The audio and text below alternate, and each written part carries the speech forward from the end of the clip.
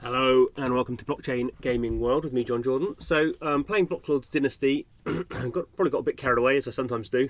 So, we'll see what I've been doing. I've just finished a duel. This is one of the main actions in the game. It's a very simple game in terms of gameplay. There's not really any, you don't do any choices really at a sort of gameplay level. I've just done a duel. This is my jester here. We can see I think he's won. We can see his health and the other one's health. My one's lost some health, the other one's lost some health, but my one had more attack and more defense, so probably won, I hope. It's a little animation here. I mean, obviously you can skip this, but just to show it.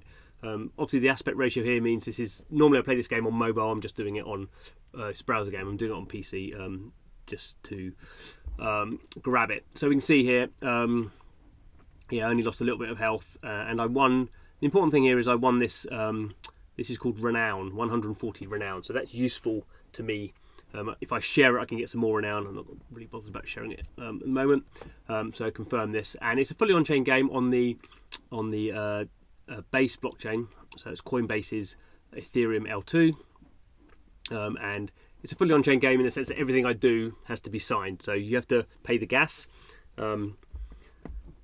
So that's sort of a restriction for people, I suppose. It's not very hard to bridge over Ethereum, so you need Ethereum on the base blockchain. You can do that very simply if you're using the sort of Coinbase wallet. I've just done it through MetaMask.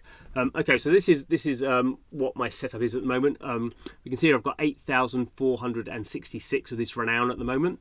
I've actually got quite a lot of heroes now, you can see. So you start off with one hero, one of these jesters. You get that for free, and then you can go in and buy some more. We can look at that maybe quickly. So obviously I've gone in and bought a whole bunch. I've actually bought more than 30 because we can see here these ones in grey are ones that have been killed, so it's a perma-kill. So if your health goes down to zero in a if your health goes to zero in a battle, that NFT is lost and becomes a fallen hero. Interesting sort of risk-reward dynamic there. Thankfully, so far I've only lost weak characters. So we can see here this is the health level of the characters. So the jesters I've got a whole bunch of jesters. They're really cheap. You buy them for like 20 cents. Some of them have higher health than others. So this one was quite a good one. What's 472? And we have these other characters as well. So these are a whole bunch of different NFTs. Obviously priced differently. They all have different health and other sort of attributes as well. I don't really actually know what all these stats are on the side, but we can see here some of them are getting more powerful. And if we go up to the top, I've got some not the most powerful ones in the game, but I've got some fairly powerful ones. So one's over 1,000, 1,500 health. So the health is used up when you put them into battles and missions. We'll look at missions later, and then it regenerates over one. You get one health per minute. So for some of these it's going to take a full day once you've got their health down a long way, and they say if you get their health down too low, this one is a fairly expensive NFT. I can't remember how much it cost me, like probably $30-50. I can't remember exactly. So if you lose that, you're going to be pretty peeved. So there is this idea you can push it, but if you push it too far and don't let your characters heal, then obviously they could be fallen heroes and no use anymore. So we can see here, as you use up these characters, I mean, this one here is in yellow because she's gone below, I guess, 50% of her health. This one's actually down quite a long way. So I need to just wait for them to heal. I can actually use up some Renown and speed up I could boost their health regeneration if I wanted to. So this Renown, which you win through doing missions and various other things, is sort of an in-game currency as well. So actually, and why is it useful? Okay, so let's go to here.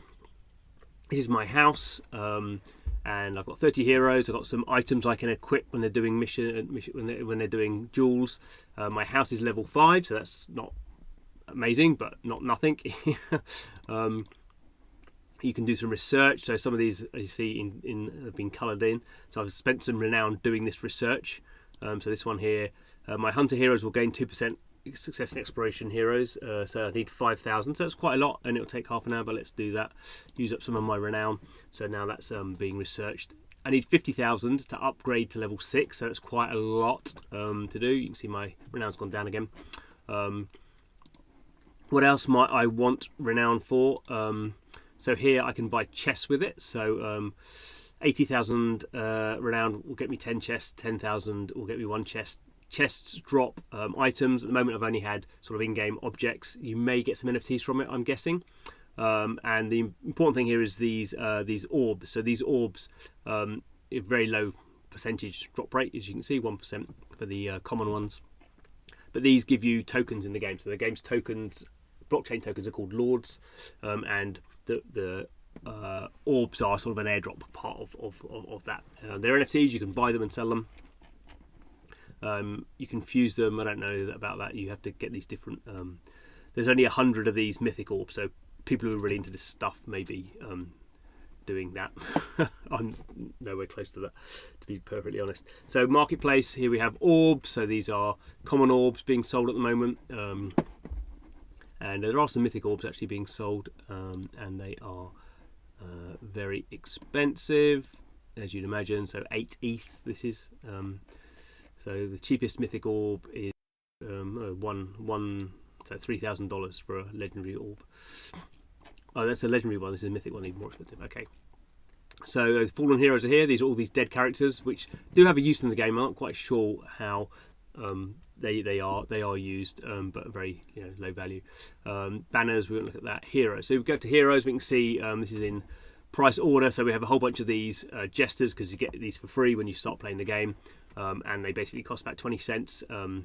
This is what the price is in ETH. Obviously, if we change the value again, we can see the most expensive NFTs in the game. If I do it right.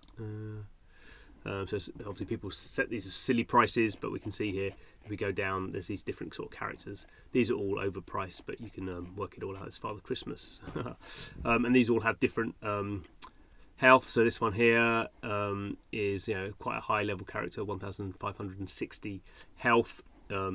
Although 0.06 ETH, so that's all that's going to be $120. Fairly expensive. And actually, when we go into missions, you start actually needing quite a lot of these characters. So if you're going to want to play it at a high level, it's going to get expensive pretty quick. I mean, I've put in about $300 maybe.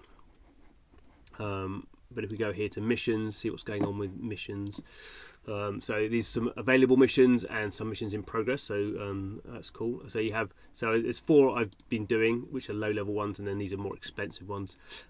So say this one here, I could choose some of my more powerful heroes.